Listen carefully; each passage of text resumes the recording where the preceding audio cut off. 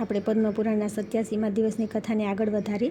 વાયુનંદન હનુમાનજી પાછા શ્રી રામચંદ્રજી પાસે ચાલ્યા આવ્યા અને ભરતજીના સમાચાર તેમને કહ્યા. ત્યાર પછી શ્રી રામચંદ્રજીએ પોતાના નાના ભાઈ લક્ષ્મણ અને સીતાની સાથે તપસ્વી ભારદ્વાજ મુનિને પ્રણામ કર્યા. પછી મુનિએ પણ પકવાન, ફળ, મૂળ, વસ્ત્ર અને આભૂષણ વગેરે દ્વારા ભાઈ સહિત શ્રીરામનું સ્વાગત કર્યું. તેમનાથી સન્માનિત થઈને શ્રી રઘુનાથજીએ તેમને પ્રણામ કર્યા અને તેમની આજ્ઞા લઈને પુનઃ લક્ષ્મણ સહિત પુષ્પક વિમાન પર આરૂઢ થઈને સુહદો સહિત નંદીગ્રામમાં આવ્યા. તે સમયે કૈકેયી નંદન ભરતે ભાઈ શત્રુઘ્ન, મંત્રીઓ, નગરની મુખ્ય વ્યક્તિઓ તથા સેના સહિત અનેક રાજાઓને સાથે લઈને પ્રસન્નતાપૂર્વક આગળ આવીને મોટા ભાઈનું સ્વાગત કર્યું. રઘુકુળ શ્રેષ્ઠ શ્રી રામચંદ્રજી પાસે જઈને ભરતે અનુયાયીઓ સહિત તેમને પ્રણામ કર્યા. પછી શત્રુસૂદન રઘુનાથજીએ વિમાનમાંથી ઉતરીને ભરત અને શત્રુઘ્નને છાતીએ લગાવ્યા. ત્યાર પછી પુરોહિતે વશિષ્ઠજી, માતાઓ, વડીલ, વૃદ્ધો તથા બંધુ બાંધવોને મહાતેજસ્વી શ્રી રામે સીતા અને લક્ષ્મણ સાથે પ્રણામ કર્યા. પછી ભરતે વિભીષણ, સુગ્રીવ, જાંબવાન, અંગદ, હનુમાન અને સુષેણને ગળે લગાડ્યા. ત્યાં ભાઈઓ અને અનુચરો સહિત ભગવાને માંગલિક સ્નાન કરીને દિવ્ય માળા અને દિવ્ય વસ્ત્ર ધારણ કર્યા. પછી દિવ્ય ચંદન લગાવ્યું. ત્યાર પછી તેઓ સીતા અને લક્ષ્મણની સાથે સુમંત નામના સારથી દ્વારા સંચાલિત દિવ્ય રથ પર બેઠા. તે સમયે દેવતાઓ તેમની સ્તુતિ કરી રહ્યા હતા. પછી ભરત, સુગ્રીવ, શત્રુઘ્ન, વિભીષણ, અંગદ, સુષેણ, જાંબવાન, હનુમાન, નીલ, નલ, સુભગ, સરભ, ગંધમાદન, બીજા વાનરો, નિષાદરાજ, ગૃહ મહાપરાક્રમી રાક્ષસ અને મહાબલી રાજાઓ પણ ઘોડા, હાથી અને રથો પર બેઠા. તે સમયે વિવિધ પ્રકારના માંગલિક વાજિંત્રો વાગવા લાગ્યા તથા વિવિધ પ્રકારના સ્તોત્રોનું ગાન થવા લાગ્યું. આ પ્રમાણે વાનર, રીછ, રાક્ષસ, નિષાદ અને માનવ સૈનિકોની સાથે મહાતેજસ્વી શ્રી રઘુનાથજીએ પોતાના અવિનાશી નગર સાકેતધામમાં પ્રવેશ કર્યો. રસ્તામાં તે રાજનગરીની શોભા જોતા રહીને રઘુનાથજીને વારંવાર પોતાના પિતા દશરથની યાદ આવવા લાગી. ત્યાર પછી સુગ્રીવ, હનુમાન અને વિભીષણ વગેરે ભગવદ્ ભક્તોના પાવન ચરણોથી પાવન થયેલા રાજમહેલમાં તેમણે પ્રવેશ કર્યો. ત્યાર પછી આવે છે શ્રી રામના રાજ્યાભિષેકની પરમધામગમન સુધીનો પ્રસંગ. શ્રી મહાદેવજી કહે છે કે, હે પાર્વતી, ત્યાર પછી કોઈ પવિત્ર દિવસે શુભ લગ્નમાં મંગલમય ભગવાન શ્રી રામને રાજ્યાભિષેક કરવા માટે લોકોએ માંગલિક ઉત્સવની શરૂઆત કરી. વશિષ્ઠ, વામદેવ, જાબાલી, કશ્યપ, માર્કંડેય, મોદગલ્ય, પર્વત અને નારદે મહર્ષિ જપ અને હોમ કરીને રાજ શિરોમણી રઘુનાથજીનો શુભ અભિષેક કરવા લાગ્યા. વિવિધ રત્નોથી નિર્મિત દિવ્ય સોનાના સિંહાસન પર સીતા સહિત શ્રી રામચંદ્રજીને બેસાડીને ઉત્તમ વ્રતનું પાલન કરવાવાળા મહર્ષિઓ, સેના અને રત્નોના કળશોમાં રાખેલા સર્વ તીર્થોના શુદ્ધ અને અભિમંત્રિત જળ દ્વારા જેમાં પવિત્ર માંગલિક વસ્તુઓ, દુર્વાદળ, તુલસીદળ, ફૂલ અને ચંદન વગેરે પધરાવવામાં આવ્યા હતા, તેમનાથી તેમનો મંગળમય અભિષેક સાથે ચારે વેદોના મંગળમય સૂક્તોનું ઉચ્ચારણ કરવા લાગ્યા. તે શુભલગ્નના સમયે આકાશમાં દેવતાઓના વાજિંત્રો વાગી રહ્યા હતા. ચારે બાજુથી પુષ્પવૃષ્ટિ થવા લાગી. વેદોના પરગામી મુનિઓએ દિવ્ય વસ્ત્ર, દિવ્ય આભૂષણ, દિવ્ય ગંધ અને વિવિધ પ્રકારના દિવ્ય પુષ્પોથી સીતાદેવીની સાથે રઘુનાથજીનો શૃંગાર કર્યો. તે સમયે લક્ષ્મણે દિવ્ય ચામર અને છત્ર ધારણ કર્યા. ભરત અને શત્રુઘ્ન ભગવાનની બંને બાજુ ઊભા રહીને તાડના પંખાઓથી હવા નાખવા લાગ્યા. રાક્ષસરાજ વિભીષણે સામેથી દર્પણ દેખાડ્યું. વાનરરાજ સુગ્રીવ ભરેલો કળશ લઈને ઊભા રહ્યા. મહાતેજસ્વી જાંબવાને મનોહર ફૂલોની માળા પહેરાવી. બલિકુમાર અંગતે પ્રભુને કપૂર મિશ્રિત પાન તાંબુલ અર્પણ કર્યું. હનુમાનજીએ દિવ્ય દીપક દેખાડ્યો. સુષેણે સુંદર ધજા ફરકાવી. બધા મંત્રીઓ શ્રીરામની ચારે બાજુ ઊભા રહીને તેમની સેવા કરવા લાગ્યા. મંત્રીઓના નામ આ પ્રમાણે હતા: સૃષ્ટિ, જયંત, વિજય, સૌરાષ્ટ્ર, રાષ્ટ્રવર્ધન, અકોપ, ધર્મપાલ તથા સુમંત. અનેક જનપદોના સ્વામી, નરશ્રેષ્ઠ રાજાઓ, નગરજનો, વૈદિક વિદ્વાનો તથા વડીલ, વૃદ્ધો, સજ્જનો તથા મહારાજની સેવામાં ઉપસ્થિત હતા. વાનર, ભાલુ, મંત્રી, રાજા, રાક્ષસ, શ્રેષ્ઠ, દ્વિજ તથા સેવકોની વચ્ચે શ્રીરામ સાકેતધામ અયોધ્યામાં આ રીતે શોભાયમાન થઈ રહ્યા હતા. જેમ ભગવાન લક્ષ્મીપતિ વિષ્ણુ દેવતાઓની વચ્ચે વૈકુંઠધામમાં શોભે છે. દેવી સીતાની સાથે રઘુનાથજીને રાજ્ય પર અભિષિક્ત થતા જોઈને વિમાનમાં બેઠેલા દેવતાઓ હૃદય આનંદમગ્ન થઈ ગયા. ગંધર્વ અને અપ્સરાઓના સમુદાયો જય જયકાર કરતા રહીને સ્તુતિ કરવા લાગ્યા. વશિષ્ઠ વગેરે મહર્ષિઓ દ્વારા અભિષેક સંપન્ન થઈ ગયા. પછી શ્રી રામચંદ્રજી સીતાદેવીની સાથે એ રીતે સુશોભિત થયા જેમ લક્ષ્મણજીની સાથે ભગવાન શ્રી વિષ્ણુ શોભે છે. સીતાજી અત્યંત વિનીત ભાવે રઘુનાથજીના ચરણોની સેવા કર્યા કરતા હતા. રાજ્યાભિષેક થઈ ગયા પછી સંપૂર્ણ દિશાઓનું પાલન કરતા રહીને રામચંદ્રજીએ વિદેહનંદિની સીતાની સાથે 1000 વર્ષો સુધી મનોરમ રાજભોગનો ઉપભોગ કર્યો. દરમિયાન અંતઃપુરની સ્ત્રીઓ, નગરજનો તથા પ્રાંતના લોકો ગુપ્ત રીતે સીતાજીની નિંદા કરવા લાગ્યા. નિંદાનો વિષય એ જ હતો કે તેઓ થોડા સમય સુધી રાક્ષસના ઘરમાં રહી ચૂક્યા હતા. શત્રુઓનો સંહાર કરનારા શ્રી રામચંદ્રજી લોકનિંદાના કારણે માનવભાવનું પ્રદર્શન કરતા રહીને તેમણે રાજકુમારી સીતાને ગર્ભવતી અવસ્થામાં વાલ્મીકી મુનિના આશ્રમ પાસે ગંગા તટે મહાન વનમાં છોડી દીધા. મહાતેજસ્વી જાનકી ગર્ભનું કષ્ટ સહન કરતા રહીને મુનિના આશ્રમમાં રહેવા લાગ્યા. તેમનું મન સદા સ્વામીના ચિંતનમાં જ લાગેલું રહેતું હતું. મુનિપત્નીઓ દ્વારા સત્કૃત અને મહર્ષિ વાલ્મીકી દ્વારા સુરક્ષિત રહીને તેમણે તે જ આશ્રમમાં 2 પુત્રોને જન્મ આપ્યો. તે બંને કુશ અને લવ નામે પ્રસિદ્ધ થયા. મુનિએ તેમના સંસ્કાર કર્યા અને ત્યાં જ તે બંને મોટા થયા. આ બાજુ શ્રી રામચંદ્રજી યમ, નિયમ વગેરે ગુણોથી સંપન્ન થઈને સર્વ પ્રકારના ભોગોનો પરિત્યાગ કરીને ભાઈઓની સાથે પૃથ્વીનું પાલન કરવા લાગ્યા. તેઓ સદા આનંદિત, આદિ અંત રહિત, સર્વવ્યાપી શ્રીહરિનું પૂજન કરતા રહી બ્રહ્મચર્ય પરાયણ થઈને દરરોજ પૃથ્વીનું શાસન કરતા હતા.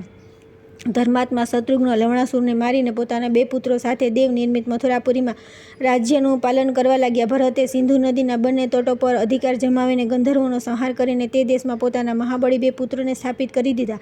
એ જ પ્રમાણે લક્ષ્મણે મદ્ર દેશમાં જઈને મદ્રોનો વધ કર્યો અને પોતાના 2 મહાપરાક્રમી પુત્રોને સ્થાપિત કરી દીધા. ત્યાર પછી અયોધ્યામાં આવીને તેઓ શ્રી રામચંદ્રજીના ચરણોની સેવા કરવા લાગ્યા. રઘુનાથજી એક તપસ્વી શૂદ્રને મારીને મૃત્યુ પામેલા બ્રાહ્મણ બાળકને જીવતદાન આપ્યું. ત્યાર પછી નિમિષારણમાં ગોમતી તટ પર રઘુનાથજીએ જાનકીની સેનાની પ્રતિમાની સાથે બેસીને અશ્વમેઘ યજ્ઞ કર્યો. આ ઉપરાંત તેમણે બીજા પણ ઘણા યજ્ઞો કર્યા. એ જ સમયે મહાતપસ્વી વાલ્મીકીજી સીતાને સાથે લઈને યજ્ઞભૂમિ પર આવ્યા અને રઘુનાથજીને આ પ્રમાણે કહ્યું કે હે ઉત્તમ વ્રતનું પાલન કરનારા શ્રીરામ, મિથિલેશ કુમારી સીતા સર્વથા નિષ્પાપ છે. તેઓ અત્યંત નિર્મળ અને સીતા સાધ્વી છે. જે પ્રભા સૂર્યથી અલગ નથી તે જ પ્રમાણે એ પણ તમારાથી અલગ નથી. તમે પણ પાપ રહિત છો, પછી તમે એમનો ત્યાગ કેમ કર્યો? શ્રીરામ બોલ્યા કે હે બ્રહ્મન, હું જાણું છું તમારા કથનાનુસાર જાનકી સર્વથા નિષ્પાપ છે. એ વાત સાચી છે કે સતી સાધ્વી સીતાને દંડકારણ્યમાં રાવણે હરી લીધા હતા. મેં તે દુષ્ટને યુદ્ધમાં મારી નાખ્યો. ત્યાર પછી સીતાએ અગ્નિમાં પ્રવેશ કરીને જ્યારે પોતાને શુદ્ધ પ્રમાણિત કરી દીધા ત્યારે હું તેમને લઈને અયોધ્યા આવ્યો. પરંતુ ત્યાં આવ્યા પછી નગરના લોકોમાં ફેલાયેલા કેટલાક લોક અપવાદના કારણે મેં તેમને આપના આશ્રમની પાસે છોડી દીધા. પરંતુ હવે માત્ર મારા જ ચિંતનમાં રહેનારા સીતા માટે ઉચિત છે કે લોકોના સંતોષ માટે રાજાઓ અને મહર્ષિઓની સામે પોતાની શુદ્ધતાની ખાતરી કરાવે. મુનિઓ અને રાજાઓની સભામાં શ્રી રામચંદ્રજીના આ પ્રમાણે કહેવાથી સતી સીતાએ તેમના પ્રત્યે પોતાનો અનન્ય પ્રેમ દેખાડવા માટે બધા લોકોને આશ્ચર્યમાં નાખી દેનારું પ્રમાણ રજૂ કર્યું. તેઓ હાથ જોડી બધાની સામે તે ભરી સભામાં બોલ્યા કે જો હું રઘુનાથજી સિવાય બીજા કોઈ પુરુષનું મનથી પણ ચિંતન કરતી ન હોઉં, હે પૃથ્વીદેવી, તમે મને પોતાના અંકમાં સ્થાન આપો. જો હું મન, વાણી અને ક્રિયા દ્વારા માત્ર રઘુનાથજીની જ પૂજા કરતી હોઉં તો હે પૃથ્વી માતા, તમે મને પોતાના ખોળામાં સ્થાન આપો. માતા જાનકીને પરમધામમાં જવાની તૈયારી કરતા જાણીને પક્ષીરાજ ગરુડ પોતાની પીઠ પર રત્નમય સિંહાસન લઈને રસાતળથી પ્રગટ થયા. તે સમયે પૃથ્વીદેવી પણ પ્રત્યક્ષ પ્રગટ થયા. તેમણે મિથિલેશ કુમારી સીતાને બંને હાથે ઉઠાવી લીધા અને સ્વાગતપૂર્વક અભિનંદન કરીને તેમને સિંહાસન પર બેસાડ્યા. સીતાદેવી સિંહાસન પર બેઠેલા જોઈને દેવતાઓ તેમના પર પુષ્પવૃષ્ટિ કરવા લાગ્યા તથા દિવ્ય અપ્સરાઓએ તેમનું પૂજન કર્યું. પછી તે સનાતની દેવી ગરુડ પર આરૂઢ થઈને પૃથ્વીના જ માર્ગમાં પરમધામમાં ચાલ્યા ગયા. જગદીશ્વરી સીતા પૂર્વ ભાગમાં દાસીઓથી ઘેરાયેલી યોગ્યોને પ્રાપ્ત થવાવાળા સનાતન પરમધામમાં સ્થિત થયા. સીતાને રસાતળમાં પ્રવેશ કરતા જોઈને બધા લોકો સાધુવાદ આપતા ઉચ્ચ સ્વરે કહેવા લાગ્યા કે વાસ્તવમાં સીતાદેવી પરમ સાધ્વી છે. સીતાનું અંતર્ધ્યાન થઈ જવાથી રામચંદ્રજીને ભારે શોક થયો. તેઓ પોતાના બંને પુત્રોને લઈને મુનિઓ અને રાજાઓની સાથે અયોધ્યામાં આવ્યા. ત્યાર પછી દીર્ઘકાળ પછી ઉત્તમ વ્રતનું પાલન કરનારી શ્રી રામચંદ્રજીની માતાઓ કાલ ધર્મને પ્રાપ્ત થઈને પતિ પાસે સ્વર્ગલોકમાં ચાલી ગઈ. કઠોર વ્રતનું પાલન કરનારા રઘુનાથજી 11,000 વર્ષો સુધી ધર્મપૂર્વક રાજ્યનું પાલન કર્યું. એક દિવસ કાળ તપસ્વીનો વેશ ધારણ કરીને શ્રી રામચંદ્રજીના ભવનમાં આવ્યા અને આ પ્રમાણે બોલ્યા કે હે મહાભાગ શ્રીરામ, મને બ્રહ્માજીએ મોકલ્યા છે. હે રઘુશ્રેષ્ઠ, હું તમને સંદેશો કહું છું તે સાંભળો. મારી તમારી વાતચીત આપણા 2 વચ્ચે જ સીમિત રહેવી જોઈએ. એ વાતચીત દરમિયાન અહીં જે કોઈ પ્રવેશ કરે તે વધને યોગ્ય થશે એવું જ થશે. આવી પ્રતિજ્ઞા કરીને રામચંદ્રજી લક્ષ્મણને દરવાજા પર પહેરો કરવા બેસાડી દીધા અને સ્વયં કાળની સાથે વાર્તાલાપ કરવા લાગ્યા. તે સમયે કાલે કહ્યું કે રામ, મારા આવવાનું કારણ એ જ છે કે તે તમે સાંભળો. દેવતાઓએ તમને પૂર્વે કહ્યું હતું કે તમે રાવણ અને કુંભકર્ણને મારીને 11,000 વર્ષ સુધી મનુષ્યલોકમાં નિવાસ કરશો. તેમના આ પ્રમાણે કહેવાથી તમે આ પૃથ્વી પર અવતીર્ણ થયા. તે સમય હવે પૂરો થઈ ગયો છે. તેથી હવે તમે પરમધામમાં પધારો, જેથી બધા દેવતા આપથી સનાત થાય. મહાબાહુ રામે એવમસ્તુ કહીને કાળનો અનુરોધ કર્યો. એ બંનેમાં હજી વાતચીત થઈ રહી હતી ત્યારે મહાતપસ્વી દુર્વાસા મુનિ રાજદ્વાર પર આવી પહોંચ્યા અને લક્ષ્મણને કહ્યું કે રાજકુમાર, તમે તરત જઈને રઘુનાથજીને મારા આવ્યાની સૂચના આપો. આ સાંભળીને લક્ષ્મણે કહ્યું કે હે બ્રહ્મન, અત્યારે મહારાજની પાસે જવાની આજ્ઞા નથી. લક્ષ્મણની વાત સાંભળીને મુનિશ્રેષ્ઠ દુર્વાસાને ભારે ગુસ્સો આવ્યો. તેઓ બોલ્યા કે જો તમે રામચંદ્રજી સાથે નહીં મળવા દો તો શાપ આપીશ. લક્ષ્મણજીએ શાપના ભયથી રામચંદ્રજીને મહર્ષિ દુર્વાસાના આગમનની સૂચના આપી દીધી. ત્યારે સર્વભૂતોને ભયભીત કરનાર કાળદેવ ત્યાં અંતર્ધ્યાન થઈ ગયા. મહારાજ શ્રી રામે દુર્વાસાનું વિધિવત પૂજન કર્યું. ત્યારે રઘુશ્રેષ્ઠ લક્ષ્મણે પોતાના મોટા ભાઈની પ્રતિજ્ઞાને યાદ કરીને સૂર્યના જળમાં સ્થિત થઈને પોતાના સાક્ષાત સ્વરૂપમાં પ્રવેશ કર્યો. તે સમયે તેમના મસ્તક પર હજારો ફેણ શોભી રહી હતી. તેમના અંગોમાં કાંતિ કોટી ચંદ્રમાઓ જેવી દેખાતી હતી. તેઓ દિવ્ય માળા અને દિવ્ય વસ્ત્ર ધારણ કરીને દિવ્ય ચંદનના અનુલેપનથી સુશોભિત થઈ રહ્યા હતા. હજારો નાગકન્યાઓથી ઘેરાયેલા ભગવાન અનંત દિવ્ય વિમાન પર બેસીને પરમધામમાં ચાલ્યા ગયા. લક્ષ્મણના પરમધામ ગમનના સમાચાર જાણીને રઘુનાથજીએ પણ આલોકમાંથી જવાનો વિચાર કર્યો. તેમણે પોતાના પુત્ર વીરવર કુશને કુશાવતીમાં અને લવને દ્વારવતીમાં ધર્મપૂર્વક પોતપોતાના રાજ્ય પર સ્થાપિત કર્યા. તે સમયે ભગવાન શ્રી રામના અભિપ્રાયને જાણી સમસ્ત વાનરો અને મહાબળી રાક્ષસો અયોધ્યામાં આવી ગયા. વિભીષણ, સુગ્રીવ, જામવાન, પવનકુમાર, હનુમાન, નીલ, નલ, સુસેન અને નિષાદરાજ ગુરુ પણ આવી પહોંચ્યા. મહામના શત્રુઘ્ન પણ પોતાના વીરપુત્રોને રાજ્ય પર અભિષિક્ત કરીને રામ પાલિત અયોધ્યા નગરીમાં આવ્યા. તે બધા મહાત્મા શ્રી રામને પ્રણામ કરીને હાથ જોડી કહેવા લાગ્યા કે હે રઘુશ્રેષ્ઠ, તમે પરમધામ જવા તૈયાર છો એ જાણીને અમે બધા તમારી સાથે જ જવા માટે અહીં આવ્યા છે. હે પ્રભુ, તમારા વિના અમે એક પણ ક્ષણ જીવિત રહેવામાં સમર્થ નથી, તેથી અમે પણ સાથે આવીશું. એમના આ પ્રમાણે કહેવાથી રઘુનાથજીએ બહુ સારું કહીને તેમની પ્રાર્થનાની સ્વીકાર કરી. ત્યારબાદ તેમણે રાક્ષસરાજ વિભીષણને કહ્યું કે તમે ધર્મપૂર્વક રાજ્યનું પાલન કરો. મારી પ્રતિજ્ઞાને વ્યર્થ થવા ન દો. જ્યાં સુધી ચંદ્રમાં, સૂર્ય અને પૃથ્વી કાયમ છે ત્યાં સુધી પ્રસન્નતાપૂર્વક રાજ્ય ભોગવો. પછી યોગ્ય સમયે મારા પરમપદને પ્રાપ્ત થશો. આ પ્રમાણે કહીને રામચંદ્રજી ઈક્ષ્વાકુ કુળના દેવતા શ્રી રંગશાહી સનાતન ભગવાન વિષ્ણુના અર્ચા વિગ્રહને વિભીષણને સમર્પિત કર્યો. ત્યારબાદ શત્રુસૂદન શ્રી રઘુનાથજી હનુમાનજીને કહ્યું કે વાનરેશ્વર સંસારમાં જ્યાં સુધી મારી કથાનો પ્રચાર થતો રહેશે ત્યાં સુધી તમે આ પૃથ્વી પર સુખેથી રહો. ત્યારબાદ સમયાનુસાર મને પ્રાપ્ત થશો. હનુમાનજીને આમ કહીને તેમણે જામવાનને કહ્યું કે પુરુષ શ્રેષ્ઠ, દ્વાપરયુગમાં હું ફરી પૃથ્વીનો ભાર ઉતારવા માટે યદુકુળમાં અવતાર લઈશ અને તમારી સાથે યુદ્ધ કરીશ. તેથી તમે અહીં જ રહેજો. ઉપરયુક્ત વ્યક્તિઓને આ પ્રમાણે કહીને રામચંદ્રજી અન્ય બધા વાનરો અને રીછોને કહ્યું કે તમે બધા મારી સાથે ચાલો. ત્યાર પછી બ્રહ્મચર્યનું પાલન કરનાર ભગવાન શ્રીરામ શ્વેત વસ્ત્ર પહેરીને બંને હાથમાં દર્ભ લઈને અનાસક્ત ભાવે ચાલ્યા. શ્રી રામચંદ્રજીના દક્ષિણ ભાગમાં કમળ હાથમાં લઈને શ્રીદેવી ઉપસ્થિત થઈ ગયા. વામ ભાગમાં ભૂદેવી ચાલવા લાગ્યા. વેદ, વેદાંગ, પુરાણ, ઇતિહાસ, ઓમકાર, વષટકાર, સંસારને પવિત્ર કરનારી સાવિત્રી તથા ધનુષ્ય વગેરે અસ્ત્ર શસ્ત્ર બધા પુરુષનું રૂપ ધારણ કરીને ત્યાં ઉપસ્થિત થયા. ભરત, શત્રુઘ્ન તથા સમસ્ત પૂર્વાસી પણ પોતાના સ્ત્રી, પુત્ર અને સેવકો સહિત ભગવાનની સાથે સાથે ચાલ્યા. મંત્રી, સેવકો, કિંકરો, વાનરો, રીંછ તથા રાજા સુગ્રીવ આ બધાને સ્ત્રીઓ અને પુત્રોની સાથે પરમ બુદ્ધિમાન રઘુનાથજીનું અનુસરણ કર્યું. એટલું જ નહીં, નજીકના પશુ પક્ષી તથા સમસ્ત સ્થાવરજંગમ પ્રાણી પણ મહાત્મા રઘુનાથજીની સાથે ગયા. તે સમયે રામચંદ્રજીએ પણ જોઈ લીધા. તે પણ તેમની સાથે ચાલ્યા જતા હતા. તેમનામાંથી કોઈ પણ પાછું આવતું નહોતું. ત્યાર પછી અયોધ્યાથી 3 યોજન દૂર જઈને જ્યાં નદીનો પ્રવાહ પશ્ચિમ તરફ હતો ત્યાં ભગવાને અનુયાયીઓ સહિત સરયુમાં પ્રવેશ કર્યો. તે સમયે પિતામહ બ્રહ્માજી બધા દેવતાઓ અને ઋષિઓની સાથે આવીને રઘુનાથજીની સ્તુતિ કરવા લાગ્યા. શ્રી વિષ્ણુ, આવો, તમારું કલ્યાણ થાવ. બહુ સૌભાગ્યની વાત છે કે જે તમે અહીં પધાર્યા છો. હે માનદ, હવે તમે પોતાના દેવતુલ્ય ભાઈઓની સાથે પોતાના નિજ સ્વરૂપમાં પ્રવેશ કરો. એ જ તમારું સનાતન રૂપ છે. હે દેવ, તમે સંપૂર્ણ વિશ્વની ગતિ છો. તમારા વાસ્તવિક સ્વરૂપને કોઈ જાણતું નથી. તમે અચિંત્ય, મહાત્મા, અવિનાશી અને સૌના આશ્રય છો. હે ભગવાન, તમે આવો. તે સમયે ભગવાન શ્રી રામે પોતાના સ્વરૂપમાં પ્રવેશ કર્યો. ભરત અને શત્રુઘ્ન ક્રમશઃ શંખ અને ચક્રના અંશ હતા. તે બંને મહાત્મા દિવ્ય તેજથી સંપન્ન થઈને પોતાના તેજમાં વિલીન થઈ ગયા. ત્યારે શંખ, ચક્ર, ગદા અને પદ્મ ધારણ કરેલા ચતુર્ભુજ ભગવાન વિષ્ણુના રૂપમાં સ્થિત થઈને રામચંદ્રજી શ્રી અને ભૂદેવીઓની સાથે વિમાન પર આરૂઢ થયા. ત્યાં દિવ્ય કલ્પવૃક્ષના મૂળ ભાગમાં સુંદર સિંહાસન પર ભગવાન બિરાજમાન થયા. તે સમયે બધા દેવતાઓ તેમની સ્તુતિ કરી રહ્યા હતા. રામચંદ્રજીની પાછળ જે વાનર, રીંછ અને મનુષ્ય આવ્યા હતા તેમણે સૂર્યના જળનો સ્પર્શ કરતા સુખપૂર્વક પ્રાણ ત્યાગી દીધા અને રઘુનાથજીની કૃપાથી બધાએ દિવ્ય રૂપ ધારણ કરી લીધા. તેમના અંગો પર દિવ્ય હાર અને દિવ્ય વસ્ત્ર શોભી રહ્યા હતા. તેઓ દિવ્ય કાંતિથી સંપન્ન હતા.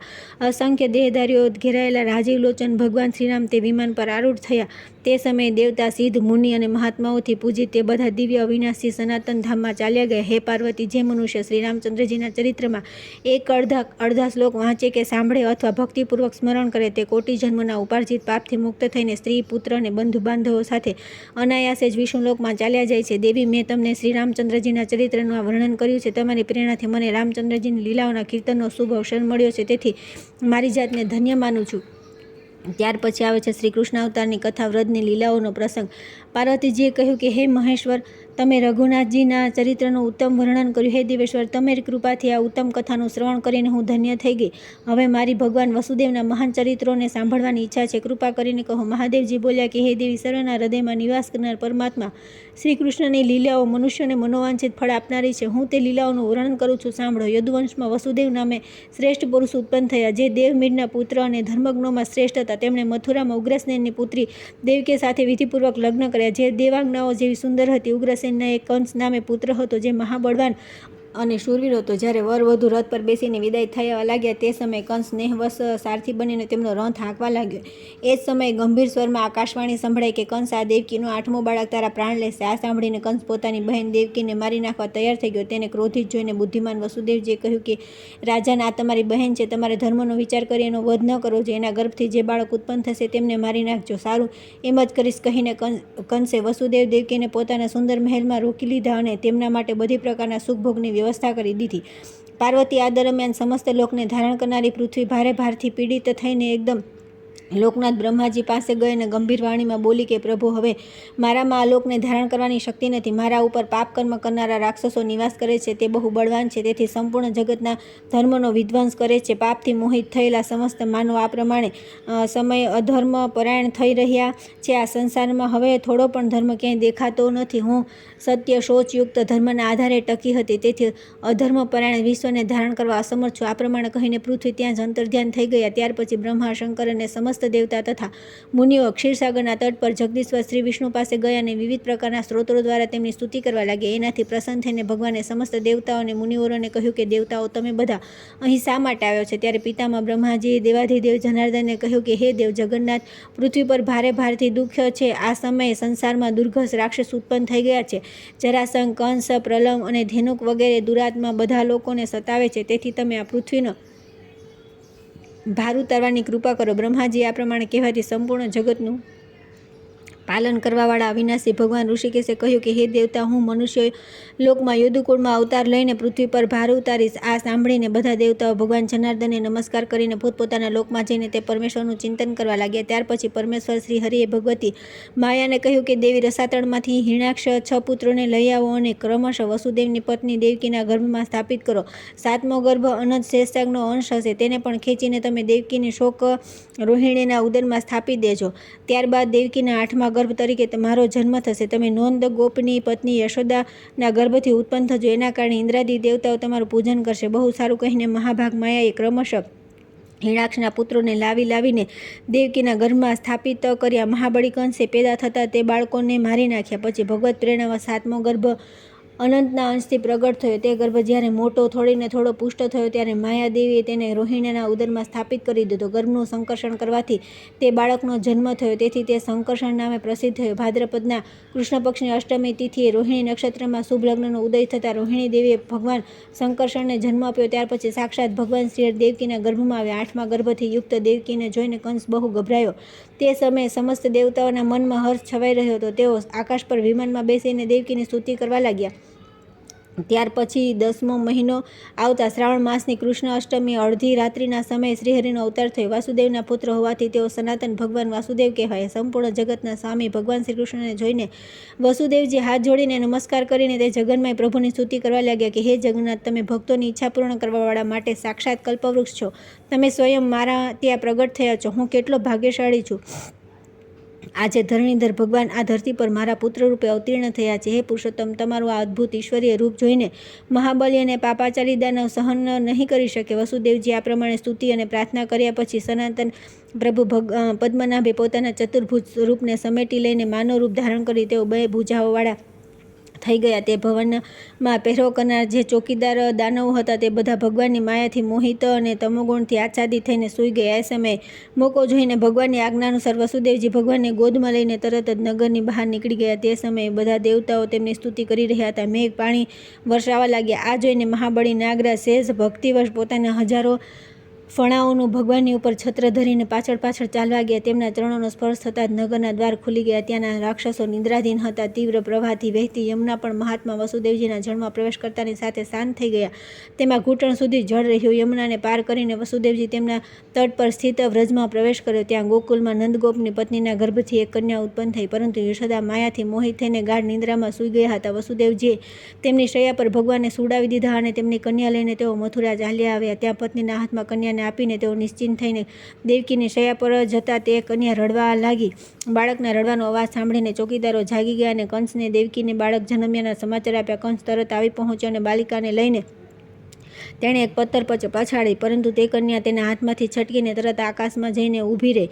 તે કંસના મસ્તક પર લાત મારીને ઉપર ગઈ અને અષ્ટભુજા દેવીના રૂપમાં દર્શન આપીને તેને બોલી કે, અરે મૂર્ખ, મને પથ્થર પર પટકવાથી શું થશે? તારો કાળ છે તેનો જન્મ તો થઈ ગયો. જે સંપૂર્ણ જગતનું સર્જન, પાલન તથા સંહાર કરવાવાળા છે તે ભગવાન આ સંસારમાં જન્મ લઈ ચૂક્યા છે. તે જ તારા પ્રાણ લેશે. આટલું કહીને દેવીએ એકદમ પોતાના તેજથી આકાશને પ્રકાશિત કરી દીધું તથા તે દેવતાઓ અને ગંધર્વોના મુખેથી પોતાની સ્તુતિ સાંભળતી રહીને હિમાલય પર્વત પર ચાલી ગઈ. દેવીની આ વાત સાંભળીને કંસનું હૃદય ઉદ્વિગ્ન થઈ ગયું. તેણે ભયભીત થઈને પ્રલંબ વગેરે દાનવીરોને બોલાવીને કહ્યું કે, વીરો, આપણા લોકના ભયથી સમસ્ત દેવતાઓ ક્ષીરસાગર પર જઈને વિષ્ણુ સાથે રાક્ષસોના સંહાર વિશે ઘણી વાતો કહી છે. તેમની વાત સાંભળીને તે અવિનાશી ધરણીધર અહીં ક્યાંક મનુષ્ય રૂપે ઉત્પન્ન થયા છે. તેથી આજે ઈચ્છાનુસાર રૂપ ધારણ કરવાવાળા તમે બધા રાક્ષસો જાઓ અને જે બાળકોમાં બળ વગેરેની વિશેષતા લાગે તેમને તરત મારી નાખો. આમ આજ્ઞા આપીને કંસે દેવકી અને વસુદેવને આશ્વાસન આપીને તેમને જેલમાંથી છોડી દીધા અને પોતપોતાના મહેલમાં ચાલ્યો ગયો.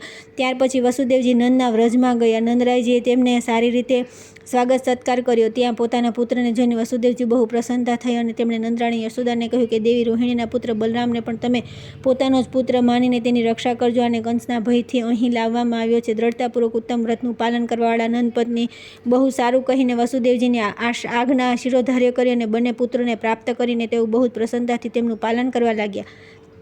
આ પ્રમાણે નંદગોપને ઘેર પોતાના બંને પુત્રોને મૂકીને વસુદેવજી નિશ્ચિંત થઈ ગયા અને તરત જ મથુરાપુરીમાં ચાલ્યા ગયા. ત્યાર પછી વસુદેવજી પ્રેરણાથી કોઈ શુભ દિવસે ગર્ગાચાર્યના નંદગોપના વ્રજમાં ગયા. ત્યાં નંદગોપ અને યશોદાજીએ તેમને બહુ સારું આદર સન્માન કર્યું. પછી તેમણે ગોકુલમાં વસુદેવના બંને પુત્રોને વિધિપૂર્વક જાતકર્મ અને નામકરણ સંસ્કાર કર્યા. મોટા બાળકનું નામ તેમણે સંકર્ષણ, રોહિણીએ બળભદ્ર, મહાબળ અને રામ રાખ્યા તથા નાના પુત્રના શ્રીધર, શ્રીકૃષ્ણ, શ્રીકર, અનંત, જગતપતિ, વસુદેવ અને શ્રી ઋષિકેશ વગેરે નામ રાખ્યા. લોકોમાં આ બંને બાળક ક્રમશઃ રામ અને કૃષ્ણના નામે વિખ્યાત થશે. આ પ્રમાણે કહીને દ્વિજશ્રેષ્ઠ ગર્ગે પિતૃઓ અને દેવતાઓનું પૂજન કર્યું અને સ્વયં પણ ગોવાળોથી પૂજિત થઈને મથુરા પાછા ગયા. એક દિવસની વાત છે કે કંસની મોકલેલી બાળકોની હત્યા કરનારી પૂતના રાત્રે નંદના ઘરે આવી. તેણે પોતાના સ્તનો પર વિષ લગાવી રાખ્યું હતું. અમિત તેજસ્વી શ્રીકૃષ્ણના મુખથી તેજ સ્તન આપીને તે દૂધને દૂધ પીવડાવવા લાગી. ભગવાન શ્રી કૃષ્ણે તે રાક્ષસીને ઓળખી લીધી અને તેના સ્તનોને ખૂબ દબાવીને તેણે પ્રાણ સહિત પીવા લાગી. હવે તો તે રાક્ષસી તરફડવા લાગી. તેની નાડીઓ તૂટવા લાગી. તે ધ્રુતી અને ચીસો પાડતી મૃત્યુને શરણ થઈ ગઈ. તેની ચીસોથી સંપૂર્ણ આકાશ ગુંજી ઉઠ્યું. તેને પૃથ્વી પર પડેલી જોઈને બધા ગોવાળો ધ્રુજી ઉઠ્યા. શ્રીકૃષ્ણને રાક્ષસીના વિશાળ વક્ષસ્થળ પર રમતા જોઈને બધા ગોપ ઉદ્વિગ્ન થઈ ગયા અને તરત જ દોડીને તેમણે બાળકને ખોળામાં લઈ લીધો. તે સમયે નંદજીએ પાસે જઈને પુત્રને લઈ લીધો અને રાક્ષસના ભયથી રક્ષા કરવા માટે ગાયના ગોબરને અને પૂંછડાના વાળનો બાળકના મસ્તકને સ્પર્શ કરાવ્યો. પછી ભગવાનના નામ લઈ શ્રીકૃષ્ણના બધા અંગોનું માર્જન કર્યું. ત્યારબાદ તે ભયાનક રાક્ષસીને ગાયોના વજ્રથી બહાર લઈ જઈ ગોવાળોની સહાયથી તેનો દાહ કર્યો. એક દિવસ ભગવાન શ્રી હરિ એક છકડાની નીચે સૂતા હતા અને બંને પગ હલાવીને રડી રહ્યા હતા. તેમના પગનો ધક્કો લાગવાથી આખો છકડો ઊંચો થઈ ગયો અને તેના ઉપર જે વાસણો મૂક્યા હતા તે બધા તૂટી ગયા. ગોપીઓ આટલા મોટા છકડાને ઊંધો થઈ ગયેલો જોઈને બહુ આશ્ચર્યમાં પડી ગયા કે આ શું થઈ ગયું. આવું બોલતા શંકા કરવા લાગ્યા. તે સમયે વિસ્મિત થયેલા યશોદાએ તરત જ શ્રીકૃષ્ણને ખોળામાં લઈ લીધા. આ પ્રમાણે તે બંને યદુવંશી બાળક માતાના સ્તનપાનથી પુષ્ટ થઈને થોડા સમયમાં મોટા થઈ ગયા અને ઘૂંટણો અને હાથોના બળથી આમ તેમ ફરવા લાગ્યા. તે દરમિયાન એક માયાવી રાક્ષસ મરઘાનું રૂપ લઈને ત્યાં ફર્યો કરતો હતો. તે શ્રીકૃષ્ણને મારવાનો મોકો જોઈ રહ્યો હતો. ભગવાન શ્રીકૃષ્ણે તેને ઓળખી લીધો અને એક તમાચો મારીને તેને પતાવી દીધો.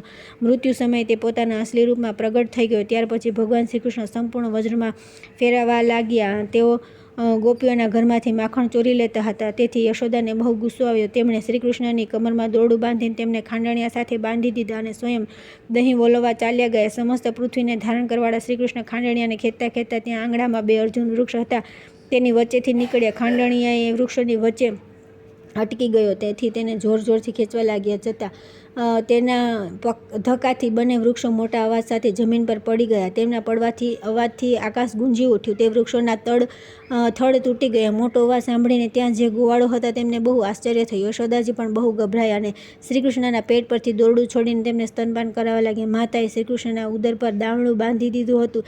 તેથી મહાપુરુષોએ તેમનું નામ દામોદર રાખી દીધું. તે બંને યમલાર્જુન વૃક્ષ ભગવાનના પાર્ષદ થઈ ગયા. આ પ્રમાણે ત્યાં નંદ વગેરે વૃદ્ધ ગોપો ગોકુલમાં મોટા ઉત્પાત થતા જોઈને વૃંદાવનમાં ચાલ્યા ગયા. વિશાળ વૃંદાવનમાં યમુનાના મનોહર તટ પર તેમણે રહેવાનું સ્થાન બનાવ્યું. તે પ્રદેશ ગોપીઓ અને ગાયો માટે બહુ રમણીય હતો. મહાબળી રામ અને કૃષ્ણ ત્યાં જ રહીને મોટા થવા લાગ્યા. હવે તે બંને વાછરડા ચરાવવા માટે જતા હતા. વાછરડાની વચ્ચે શ્રીકૃષ્ણને જોઈને બક નામનો એક મહાન અસુર ત્યાં આવ્યો અને બગલાનું રૂપ ધારણ કરીને તેમને મારવાનો પ્રયત્ન કરવા લાગ્યો. તેને જોઈને ભગવાન વસુદેવ રમતમાં જ એક પથ્થર ઉપાડી લીધો અને તેના પર તે નાખ્યો. પથ્થર વાગવાથી તે મહાઅસુર પ્રાણહીન થઈ ગયો. ત્યાર પછી થોડા સમય બાદ એક દિવસ વાછરડા ચરાવનાર રામ અને શ્રીકૃષ્ણ વનમાં કોઈ યજ્ઞવૃક્ષની છાયામાં પાંદડા પાથરીને સૂઈ ગયા. એ દરમિયાન બ્રહ્માજી દેવતાઓની સાથે ભગવાન શ્રીકૃષ્ણના દર્શન કરવા માટે આવ્યા, પરંતુ તેમને સૂઈ ગયેલા જોઈને વાછરડા અને ગોપોને ચોરીને સ્વર્ગલોકમાં ચાલ્યા ગયા. જાગ્યા પછી તેમણે વાછરડા અને ગોવાળોને ન જોઈ તે ક્યાં ચાલ્યા ગયા એવો વિચાર કરવા લાગ્યા. પછી એ જાણીને કે આ કામ બ્રહ્માજીનું છે, તેથી તે સનાતન પ્રભુએ જેવા હતા તેવા જ વાછરડા અને બાળકો બનાવ્યા. તેઓ જ રંગ અને તે જ રૂપ, સહેજ પણ ફરક નહોતો. સાંજે જ્યારે તેઓ વ્રજમાં ગયા ત્યારે ગાયો અને માતાઓએ પોતાના બાળકોને વાછરડાને જોઈને તેમની સાથે પૂર્વવત વર્તાવ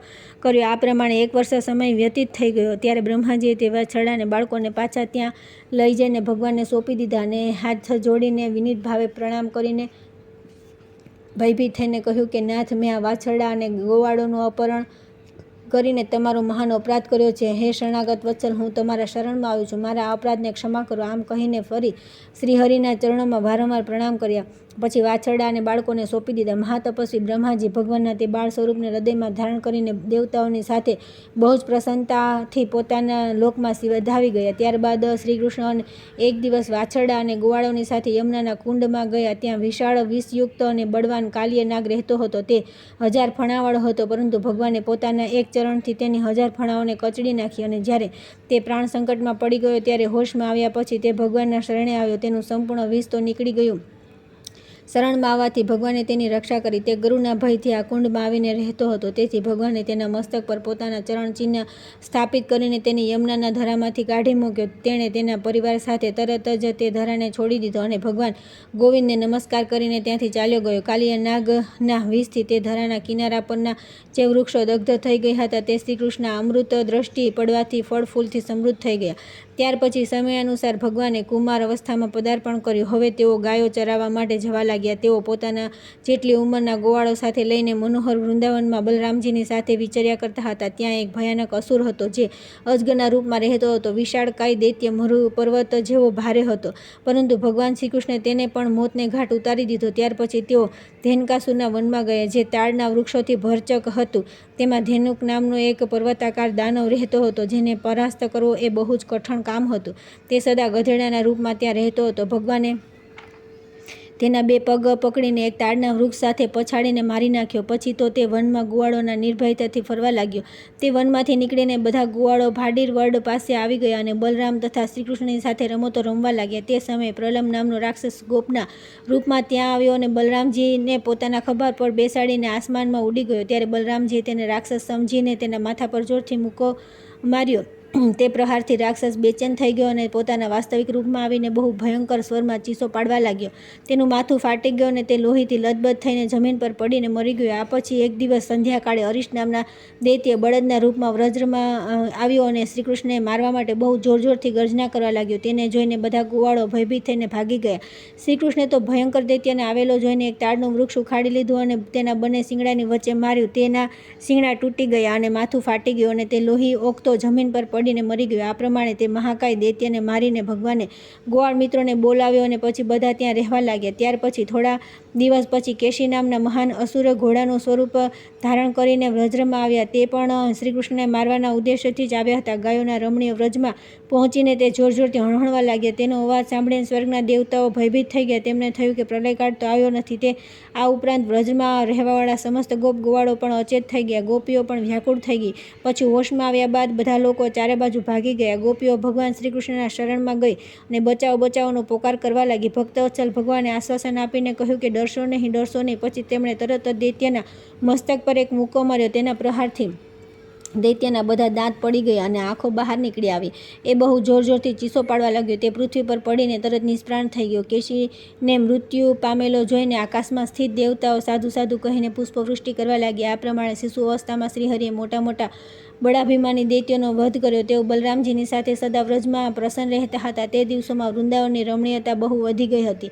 ફળો અને ફૂલોના કારણે તે અતિ સુંદર બની ગયું હતું. ભગવાન શ્રીકૃષ્ણ મોલરીના મધુર સૂરમાં સૌને મોહિત કરતા ત્યાં નિવાસ કરતા હતા. એકવાર શરદકાળમાં નંદ વગેરે ગોપોએ ઇન્દ્રની પૂજાનો મહાન ઉત્સવ આરંભ કર્યો, પરંતુ ભગવાન ગોવિંદે ઇન્દ્રયજ્ઞ ઉત્સવને બંધ કરાવીને ગિરિરાજ ગોવર્ધનની પૂજાનો ઉત્સવ કરાવ્યો. એનાથી ઇન્દ્ર બહુ ક્રોધિત થયા. તેમણે નંદગોપોને વ્રજમાં સતત 7 રાત્રિ સુધી ભારે વૃષ્ટિ કરી.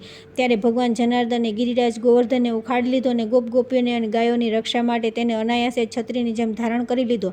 પર્વતની છાયા નીચે આવીને ગોપગોપીઓ બહુ સુખેથી રહેવા લાગ્યા, જાણે તે કોઈ મહેલની અંદર બેઠા હોય. એ જોઈને સહસ્ત્ર નેત્રવાળા ઇન્દ્ર બહુ ડરી ગયા. તેમણે બહુ ત્વરાથી વરસાદ બંધ કરાવ્યો અને સ્વયં નંદના વ્રજમાં દોડી આવ્યા. વરસાદ બંધ થતાં ભગવાને ગોવર્ધન પર્વતને તેના સ્થાન પર મૂકી દીધો.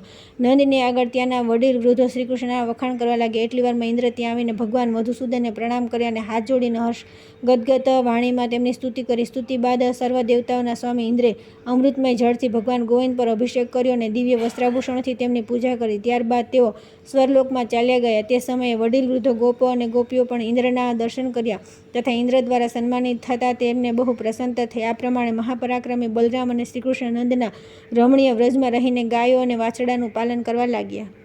ત્યાર પછી આવે છે ભગવાન શ્રીકૃષ્ણની મથુરા યાત્રા, કંસ વધ અને ઉગ્રસેનનો રાજ્યાભિષેક. મહાદેવજી કહે છે કે હે પાર્વતી, ત્યારબાદ એક દિવસ મુનિશ્રેષ્ઠ નારદજી મથુરાના કંસની પાસે ગયા. આગળની કથા આવતીકાલે.